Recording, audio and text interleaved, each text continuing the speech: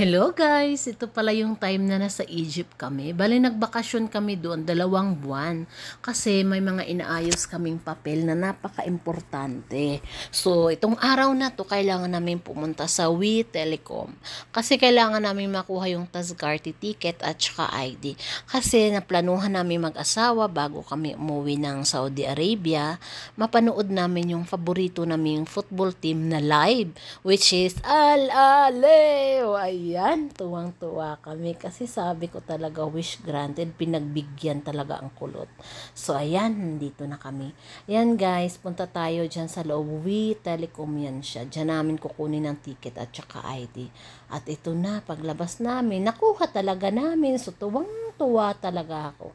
Sabi ko sa sarili ko, hindi talaga to panaginip. Ayan na, sinuot. Try muna naming suotin. Ayan na rin yung ticket. Sabi ko sa asawa ko, hindi na ako matutulog dito sa sobrang tuwa at excited. Sabi niya, ano yun? Parang ikaw yung sisipa ng bula. Hindi naman ah. So, kaya yun. See you in the match. Tapos, after how many hours? Tan-tananan! Ayan na. Naka-aura na kaming tatlo. Siyempre, Al-Ahly t-shirt na may logo ng Al-Ahly para, ano talaga, support ka talaga.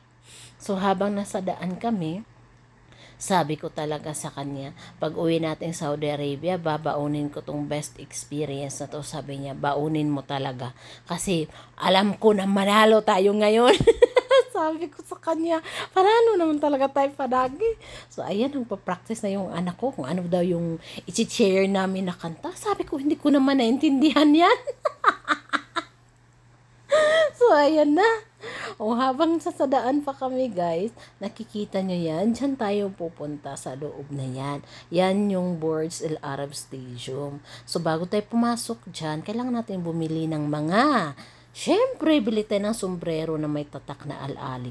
At saka flag na may logo din na Al-Ahly. 2 flag at saka 3 sombrero. Yan yung binili namin. So ngayon, kailangan na nating mag-proceed doon sa gate na sinasabi nila. Habang papunta kami doon, sabi naman ng pulis na hindi pa pwede kasi alas 6 pa yung open ng gate. Alas 4 pa ngayon guys. Sa sobrang excited namin guys, hindi pa pala pwede. Kaya yun, bumalik kami sa daan namin. Kain muna kami sa McDo kasi malapit lang ang McDo dyan. Ito lang as usual, manok, fries, at saka Coca-Cola, burger. Nagugutom yung dalawa. O ayan na, paglabas na namin. Sabi na nga sa ako, bilisan natin. Baka mahuli na naman tayo. Sabi ko, kanina nalitay, ngayon nahuli. So, ayan, tuwa na kami talaga. Sobrang tuwa na kasi ilang minuto makapasok na tayo dyan sa studio na yan. Pinangarap ko lang yan dati, pero ngayon natupad. Ang bait talaga. So, ayan, malapit na talaga tayo. Hindi na talaga natin mapipigilan, guys. Ayan na. Malaki, guys. Hindi ko alam kung ilang taong makasya dyan. Basta ang laki niya talaga in person. Ngayon, naghanap kami ng parking kung saan. Pero doon lang sa dulo kasi bawal. Kasi may mga security guard at mga pulis dyan.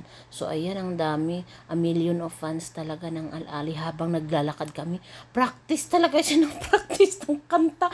Sabi ko sa sabi ko, hindi ko talaga maintindihan. Sabi niya, hayaan mo siya. O, ayan na. Pak, ganun. So, malapit na talaga guys. Ilang minuto na. Ay, nandito na tayo sa loob. Ayan. Ang daming tao talaga guys. Bali dito banda guys. Ito yung mga fans ng Al-Ahly. At saka doon naman sa kabila, sa harap niyan, dyan dapat yung mga fans ng kalaban ng Al-Ahly team. Pero nakikita namin, parang 5-6 lang nakikita namin. Ewan ko, bakit wala yung ibang mga fans nila. Ayan na, nag-start na yung game. Tuwang-tuwa ko guys. Sumisigaw ako dyan ng Al-Shinawi! Ay, hindi man ako marinig. Uy! Yung asawa ko sabi niya, hindi ka narinig. Ulitin mo nga. Sumigaw na naman ako ulit. Yung mga tao nagtinginan sa amin. Kaya yun, yung mukha ng mga tao din, tuwang-tuwa sila. Andyan na yung anak ko na naman. Bida ka na naman.